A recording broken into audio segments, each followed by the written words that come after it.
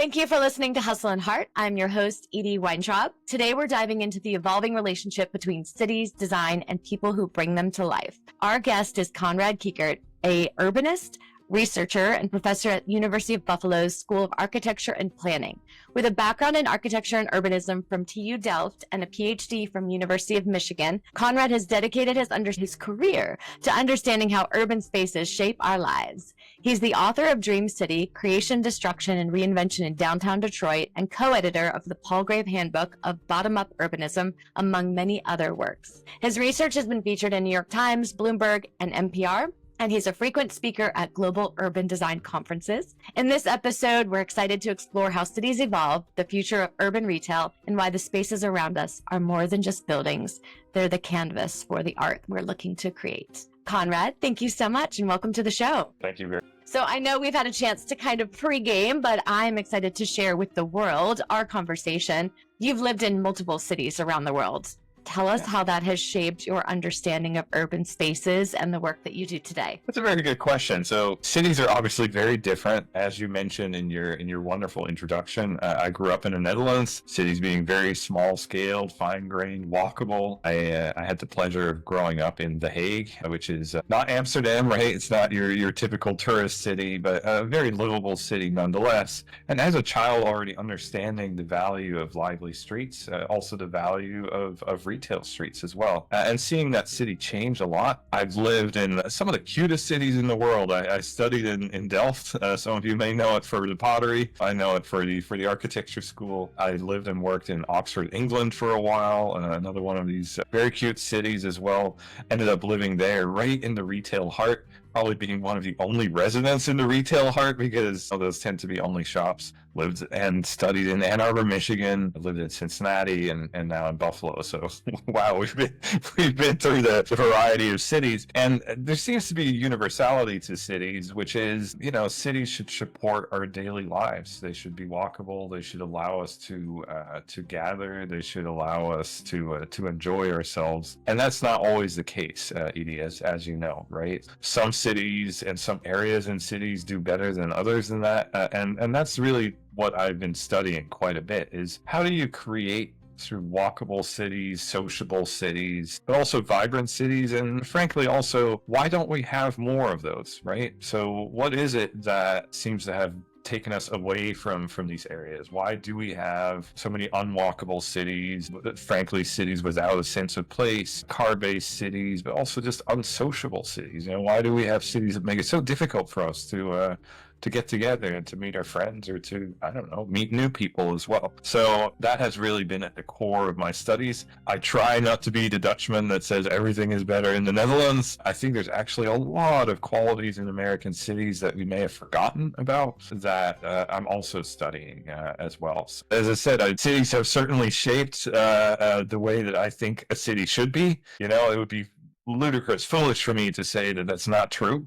Of course, I have my own background. I have my own bias, I guess, as well, right? And what a city should be.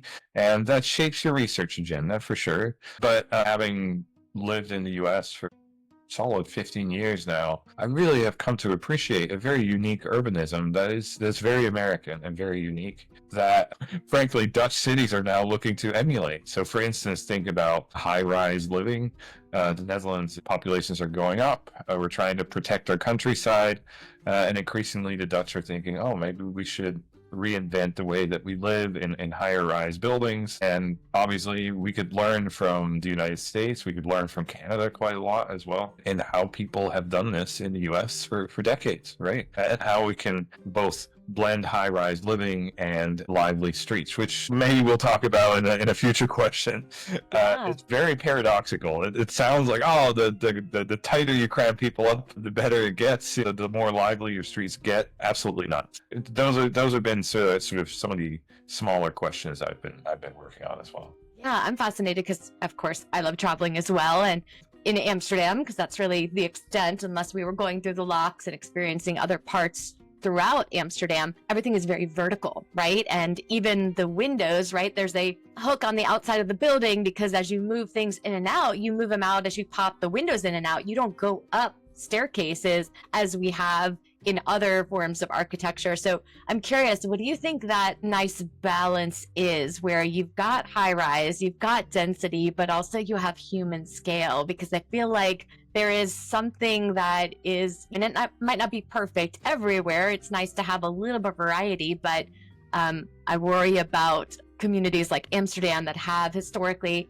3, 4, maybe 5-story height to then add in others that are much bigger. So it's funny that you mentioned this. I've been working on research in Amsterdam over the last year and a half, really looking at their ground floors. So my main research focus is how buildings relate to public space on the ground floor. And like 90% of our experience is effectively the first 20 foot of a building. What happens above that, of course, affects our experience, affects the vitality of cities as well. And looking in Amsterdam specifically, so what the city's done very smartly is the urban core that most people would visit, it's very lively, it's very historic, and it's protected. So there's no high-rise construction allowed in any of the urban core. There's sort of a 19th century, what they call a ring around it. It's also mostly protected. What they've been doing is adding the density in, say, former industrial areas or slightly outside of the city. And they have really been very proactive in understanding how we can build taller, yet also build active on the ground floor. Like understanding that also the public support of density really hinges on, is this density perceived as positive by neighbors? Could this extra density support, say, extra amenities? Maybe neighbors would be into that, and and not just have garages on the ground floor. So the study I've been working on in Amsterdam, and prior studies also in Rotterdam, is essentially, this new density, new construction, how do you make that an asset to the city and not a threat? Because it is inevitable. A city like Amsterdam is incredibly popular, not just with visitors and for people to move. The Dutch economy is doing well. People are moving in. Amsterdam's a lovely city. People want to move there. So the city doesn't, they could choose, like, we're not going to grow. That would be rather harsh, and certainly there's lots of limits to growth, but they are looking to densify. The discussion that I've been working on a lot in Amsterdam, other cities as well, is we seem to have this odd view of the ground floor of it should be a shop. Now, I know I'm in a retail and restaurant podcast. However, hoping to broaden some horizons. Ground floors are so much more than that. And cities like Amsterdam are starting to understand that. For instance, in these high-rise buildings, could the ground floor be amenities for the ground floor that are not retail? Say a daycare center or a co-working space or spaces for health and wellness, right? So doctors' offices, dentist offices, also yoga, fitness, which I know some people count as retail, but so general health and wellness, community centers as well. And then also the age-old question, well, maybe we could just live on the ground floor as well. Here's where North America comes in. I did a study of Vancouver, Canada, where they came to this conclusion, I think now about 40 years ago, where they said, we can't put a shop on all the ground floors. Maybe we should really think very closely on how we're going to make living on the ground floor as pleasant as possible. Developers originally were not excited. They have a very, what's called Vancouverism, the tower podium model, which is a podium of mostly residential. That's what people tend to forget about that Vancouverism. They see the point towers, they say, oh yeah, it's a residential podium. Developers originally were not excited about this at all. These now are some of the most desirable residential units in the entire city. Some people at least, do really want to live on the ground floor. If you design this properly, if you understand how people relate to the city in a house, you actually create very desirable units for people that want to be connected to the city for various reasons, right? Perhaps they have kids and they want to let them roam on the streets that are well designed. Perhaps they are elderly. They don't want to walk too many stairs up and down. There's various reasons that people live on ground floors. And you can see that cities like Amsterdam, other cities in Europe, are starting to understand that. So a lot of my studies, to get back to Amsterdam, have been like, well, what are these other things you can put on the ground floor? And what are their values? When I say values, understanding is not just about retail real estate. Yes, there is a financial value, but any good developer understands that the ground floor isn't just part of your bottom line. It's an amenity for your upstairs spaces. It is perhaps a way way to connect your development better to neighborhoods. In other words, it would behoove you to put an amenity for the neighborhoods there as well. It increases public support. And frankly, it just makes for a better development. People know that a lot in Amsterdam. Developers know that as well. But they don't quite know as well what kind of uses are out there that really would connect very well to neighborhoods, uses that would be transparent, right? You could look in and see what's going on. That tends to be really what people like. What uses are sociable, right? What uses kind of create life on the street? These are questions that are super obvious. So I thought, as a researcher, surely people must have asked these questions, right? I couldn't find it, and perhaps people can get back to you or saying if they figured out what certain uses draw in social life. These are the kind of questions that we're currently trying to research in Amsterdam, and frankly, also now in other cities. So I have a partner in Toronto that's studying, another America's fastest growing large city. They're having the same question, densification. How do we do this properly? But understanding that not everything, unfortunately, can be that coffee shop, right? Yeah, but to your point, I love that it's sprinkled in with, I'm sure Jane Jacobs would be happy to hear this conversation, and just thinking about kids out in the streets and neighbors seeing each other on the front steps, or just, the porches that have been designed where people get to just sit and read a book or listen to music, but yet are still connected to people, but maybe are a little bit separated. So having some appropriate landscape or some depth to that experience where you can live and be on your patio and watch the world go by, but maybe not opt to interact with it. Well, what's interesting, Edie, is I feel that we're in a bit of a crisis of socialization. We've all read the U.S. Surgeon General's report on loneliness as well. We put a lot of onus on business owners to be our meeting spaces. Of course, we also meet in parks and public spaces, but a lot of our meetings take place in restaurants and bars and coffee shops. And we all know that restaurants and bars and coffee shops are not currently in the easiest position.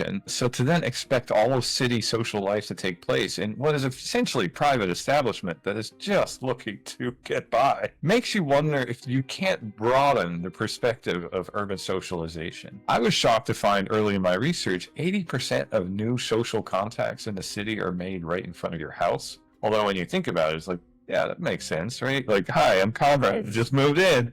This is my house. All right, well, I'm Edie. That's wonderful. I live next door. Often do you go to a coffee shop and just randomly start talking to people infrequently, right? So it's interesting that the social life of a neighborhood takes place in many different places, including residential spaces on the ground floor. And we should broaden that perspective. Partially, as I said, why put this all on business owners? Number two, there might not be enough of them anyway. There's a Jane Jacobs dream, we want the corner coffee shop, we want the corner butcher, but there's only so many of them to go around. When I teach classes and studios, I always tell my students, like, are you going to run the coffee shop? No. Well, then who is? And I could show them the numbers, as could you. Well, how many rooftops does it actually need to support an establishment like this? And there's only the gawks in the class, like, God, that's a lot. I said, yes, so your 80-unit building is not going to support 3 shops unless they steal them from somewhere else, right? So how can you support another level of social life in buildings like that, in neighborhoods like that? I think is an incredibly valid and valuable question. And frankly, I will say also on behalf of developers, cities are not making that very easy either. Cities are very frequently over-demanding and over-zoning retail, which means new developments essentially have vacant ground floors. We're currently working with a student looking at all mid-rise development constructed in 2019. We have to pick a date that has enough time to kind of percolate, and essentially looking like, well, what's on the ground floor? All these buildings. Went to the Moody's database. They said, all right, 500 plus buildings constructed. Let's check it out. And I have a hunch that we're going to find that not every single building, every single spot has a coffee shop on it, right? Or a corner butcher on it either. So what are these new ground floor spaces that we are constructing? And hopefully they are amenable to social life. In many cases, though, what we're finding is like, not so much. That's partially perhaps developers' fault. Maybe it's a business's fault, rarely, frankly, because businesses want to make connections. And then partially it's the city's fault. If you overzone retail, all you're going to get is just vacant units. Yeah. I've been doing some work recently with some master plan community developers. And what we're finding in their studies that is shaping those communities is that people don't want the common pool. They don't want the shared clubhouse. What they're looking for is bike paths and trails and walkable coffee shops. And so we've been leaning into advising them on incremental retail. Yes, we can bring in the local coffee shop, but we're going to have to figure out a means to partner, because here you are building this development and it's not going to have, retail typically follows rooftops. And so we need critical mass to make those businesses successful. But if we're helping to drive other local residents that maybe don't necessarily live in that particular neighborhood, but they're coming in because they want that experience. And that, I think, is very compelling, because as you and I were just talking about a moment ago, just the serendipitous nature of you're out for a run, I'm on a walk with my kid, I've got my coffee in hand, and I'm like, oh, Conrad, I haven't seen you in forever. How are you? What are you doing? Maybe you and your wife can come meet my husband and I for a glass of wine later tonight. And just having those unique moments. I'm reading a book right now called The Future is Analog,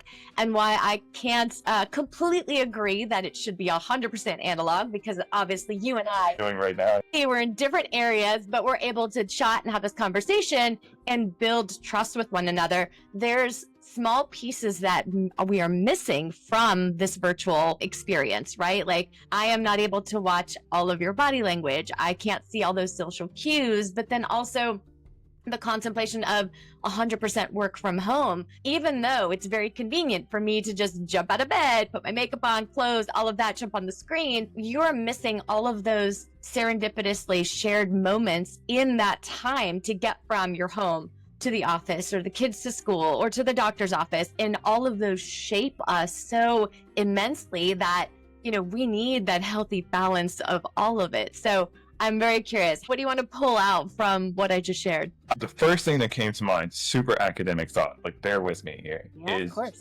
weak ties. It's the concept of weak ties, which sounds really bad. There was a study in the 1970s, which actually study of corporations, looking at how do people make connections in companies, valuable connections? And it tended to be, at the time, and maybe still today, the idea is, you just go to the boss and you may become best friends with the boss, and that's how you make it in a place. Hasn't worked for me, but turns out that it's actually like those hundreds of people that you may or may not know, that you can build a little bit of trust, and that may ultimately help you find opportunities or fix an issue. The same goes for neighborhoods. So what they found is that in neighborhoods, there is hundreds of so-called weak ties. Weak ties are essentially like you walk on the street, and the first time I don't say, hey, Edie, I'm Conrad, because it's a little much. But say the second time we recognize, make eye contact, third time you smile, and I don't know, the 10th time or so you start introducing yourself. These are not people that necessarily you would invite over for dinner or a glass of wine, but they're just sort of the building of reciprocal trust in a neighborhood. Again, physical space and the way you design that has to enable that, what some people call affordances. The era is over where we thought, if I design this square, people are going to sit on that bench and do that. Students sometimes think that, no, we create affordances, which is we allow someone to make the choice to do something. If I build a path, I can't force you to go run down the path, but if I build it, I give you the opportunity. If I don't build it, I just prevented you from doing that. That's the big important part, is what we do is we create too few of these affordances for people to meet, partially because we might want to maximize development density. So, do we need that extra porch space in the front? No, not really. Do we need that park space? Well, maybe not. And the affordances to connect, we do tend to, at least from a city planning perspective, make it rather transactional. It's like, everything's super dense, but they're just going to meet in the coffee shop, right?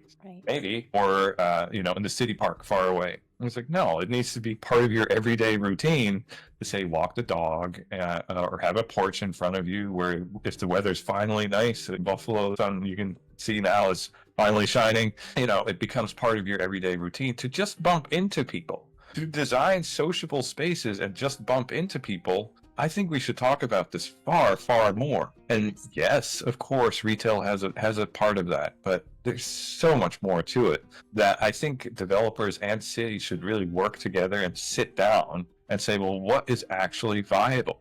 including on those ground floors. Real talk now is what is viable on a ground floor space other than, my ideal Starbucks. To get back to your point about then master planned neighborhoods, it's difficult. Like incremental retail, and maybe this is me being a grumpy academic, retail, of course, also thrives with critical mass. So the retailer thrives with having, I don't know, a yoga studio next door. So you first go to yoga and then, grab a cup of coffee or something. Or a daycare. They're a little difficult because they have like kind of peak times, right? Where all of a sudden 100 people show up to drop off or pick up kids. If you built that little ecosystem, I recently had a great conversation about urban ecosystems, as retail is essentially an ecosystem that kind of supports each other, but you need a couple of them, right? To help support one another on so-called linked trips. So if you have, the coffee shop's over there and the bar's over there and the daycare's over there, they don't have a symbiosis between them. Right. That does worry me sometimes, right? And that is what does worry me sometimes also on sort of, the incremental retail is like, it's allowed everywhere. It's like, yes, but you kind of want to cluster them so that they fit from one another. Form-based zoning can do that, right? Or you can say, if it used to be a shop, then it can be a shop again. I can tell you what used to be a shop. I've done studies on that. We're about 5 times the number of shops you have now. And if they start scattershot sprinkling them in, that's not a recipe for success. So I think it actually might need a slightly more proactive approach than just saying, small coffee shop, you can start anywhere, right? You want to make sure it does become kind of hubs, so that again, you get a cup of coffee, I go work out, I should, and then hey, we bump into one another. We're not on opposite ends of the neighborhood. I think 5,000 square feet to me is like that right number that feels about right. And again, leaning into, we don't necessarily need to have a clothing store, but it is really beautiful if there's someone who opts into that industry and wants to make clothes for kids or whatnot, and you get to know that shop owner. I always lean back to a conversation or an experience that I had with my father and grandfather. They lived in the Bronx, and my grandfather lived on the ground floor of an apartment building. And I just thought it was interesting from a safety perspective, probably not ideal. But what I loved about it is when we visited him, we'd walk down to the corner store, and the local guy owned the shop. And my grandfather would walk in and he'd say, "Hey, Paul, so good to see you today. You want the Italian sub on wheat, don't you?" And my grandfather would say, "I'm feeling like something a little different today." So just to have that connection and that community. And then he'd introduce us, and the shop owner would say, "Hey, grab a piece of candy. I won't tell your parents," right? Like it was just a very warm experience that I feel like we're missing today. And cities like Savannah, I think, do a really good job of it because you have that big park, you have the pocket parks, you have the shade structure. It's a very hot, humid environment. So I'm enamored and do see that foundation has been immensely successful. Would love to lean on that a little bit more as the world continues to grow. Yeah, no, I completely agree. The hard part is, of course, Edie, how do we facilitate businesses to facilitate those connections? And it's partially what you mentioned is the connection between you and the business owner, but it's also in the bodega, you meet your neighbors, right? So how do you make sure you have these spaces? And as I said, of course, ideally it would be a bodega, ideally it would be a coffee shop, but could we facilitate these connections also? Yeah, if there is no bodega or a coffee shop, there's a corner bench, or, again, it's just that pattern of daily life. There's that famous quote, right, by Churchill, first we shape our buildings and then the buildings shape us. A little bit taken out of context, but it works really well for cities, which is, look, if we shape our environments in such a way that our daily lives are more amenable to socialization, that obviously, and this has been proven by research, right, it increases our mental health, we become happier, we become more connected, but that in turn might actually become a positive cycle where we then support more local businesses as well, because it becomes less apparent that, okay, well, I'll just drive to Walmart, or what I do now, just put it on my phone. Thank you. It's on the porch, all your groceries. So it entices you to go outside and to meet others, which frankly is something that America probably needs at the moment, right? Meeting others that are not exactly like ourselves as well. It's all I always ask my students, when's the last time you haven't met someone that thinks like you or looks like you? And it's, that's an interesting question. University likely, right?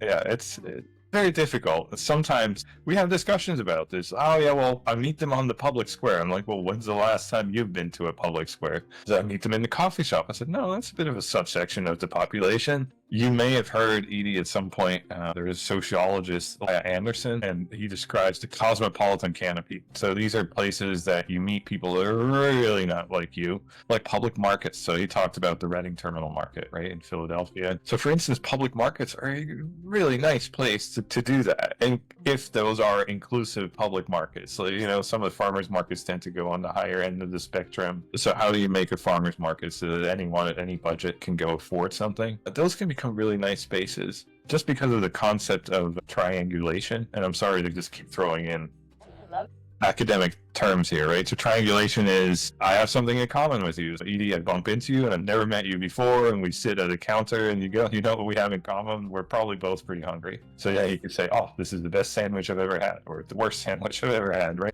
And those are also how new connections are shaped. And we need to figure out more what we have in common than what we don't have in common. It seems to be right now quite popular. What we don't have in common. Turns out that I think most of us do like to eat. Yes. And often like to eat the same things or have other things in common. Buffalo, a big connector is our sports team, right? So go Bills, any neighborhood you are. Right. Will reply with yes, go Bills, or just go Bills. It works really well, right? So finding those commonalities, and also in new development, right? So finding places where people can find things in common would be really great. I'd love to hear a little bit more from you about cities struggling with gentrification and how to balance like affordability, inclusivity, while inevitably change is going to happen, population's going to grow. How do we continue to find that balance, if at all possible? $1 million question, and that's not intended, but gentrification is a broad brush, or a very broad problem, and I sometimes feel it gets a little oversimplified. So let's start with affordability. Affordability has many sources, right? Affordability has a source in the fact that we've been underbuilding new construction. Affordability has a source in the fact that our interest rates have been too low for a very, very long period of time. I enjoy a very too low interest rate in my mortgage, and it's lovely, but that has really pushed up housing prices, not just in the US, by the way, absolutely any place that I know, they're dealing with the exact same issue. And then it's a supply and demand issue, essentially. Our structures are changing, family structures are changing. So are we building the right stuff for the right people? Often not, right? That sort of nuclear family that we tend to just keep plopping out little single family homes, it's not really what we need anymore. So, but then again, we've talked about this, Edie, our multifamily construction, it needs to be attractive to live. It needs to lose the sort of stigma of just, oh, it's just denser, but not nicer. No, denser should be nicer, and it could be nicer because you create more socialization opportunities, for instance. Now, where gentrification gets difficult is neighborhoods change. I have studied in my research essentially 100-year changes on the ground floor in 4 cities across the Atlantic.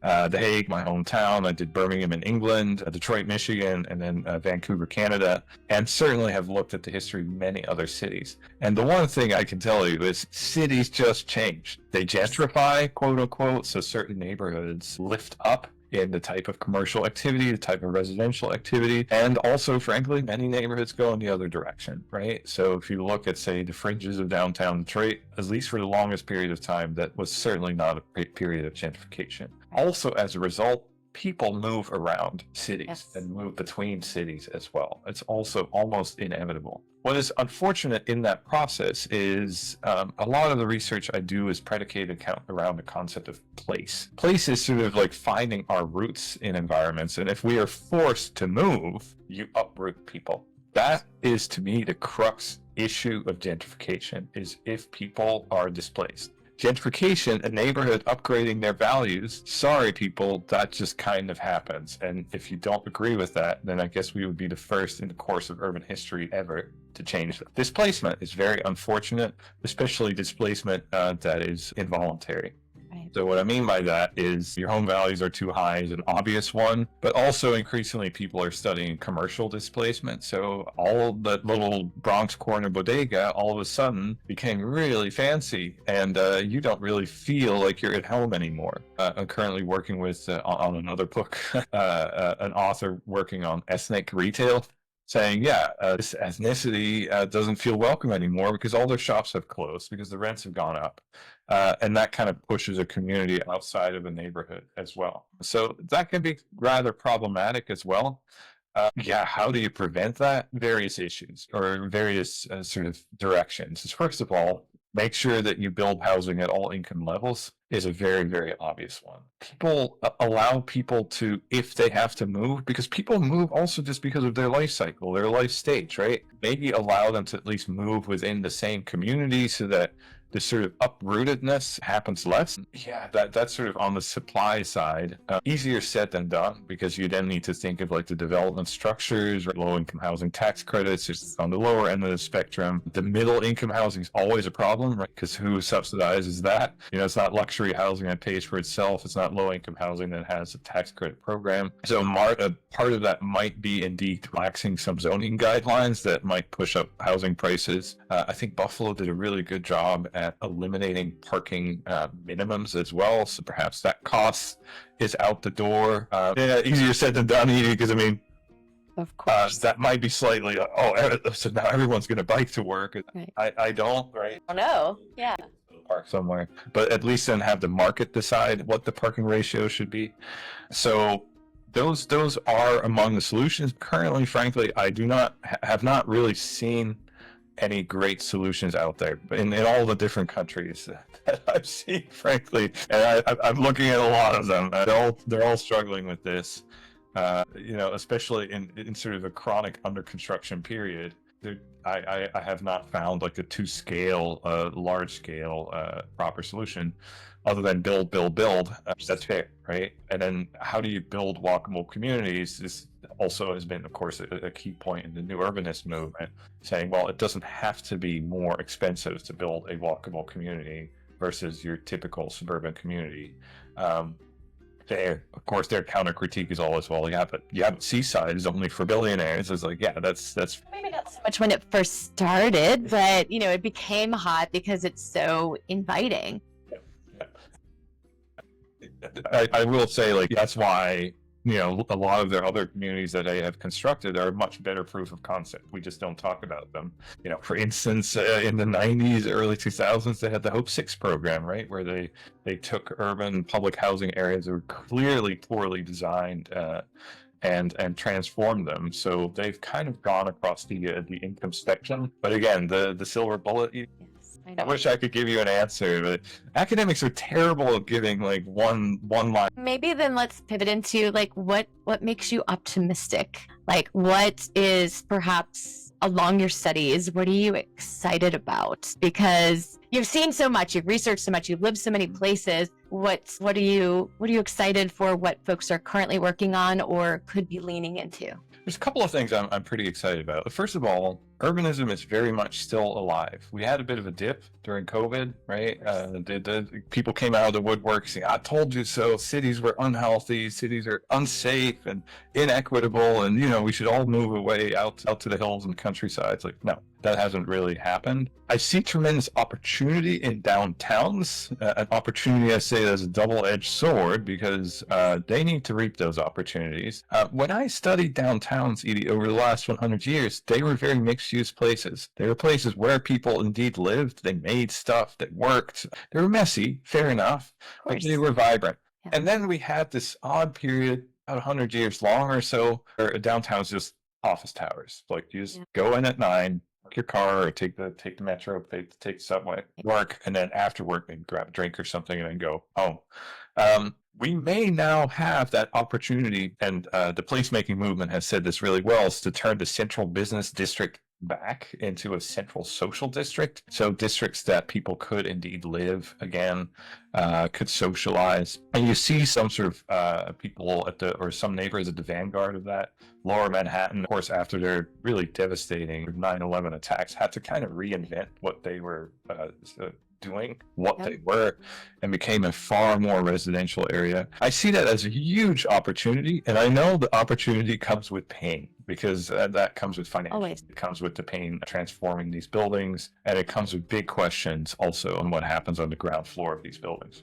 course, right? So I see that as an opportunity and a big, big shift. And shifts, I mean, I'm a designer at heart. Shifts are fun. Stasis is not, right? Status quo is also not. And I think the average American downtown central business district, frankly, was not a place that people chose to go. It's a place that people had to go. So that is one little ray of sunlight in this sort of new hybrid work situation. Frankly, studying these ground floors, I'm really quite heartened by, wow, I never knew that you could put these types of things in a storefront. If storefronts are no longer stores, okay, so the obvious choice would be housing. Housing is a bit of a weird fit in a storefront, but one of the biggest eye openers for me was offices. You tend to say, "Oh, you need the law office that draws the blind." I think I'm discovering a sort of a new innovation ecosystem in these storefronts or on ground floors. Turns out the average storefront space, well, an older one, right, like 1,500, 2,000 square feet or so at most,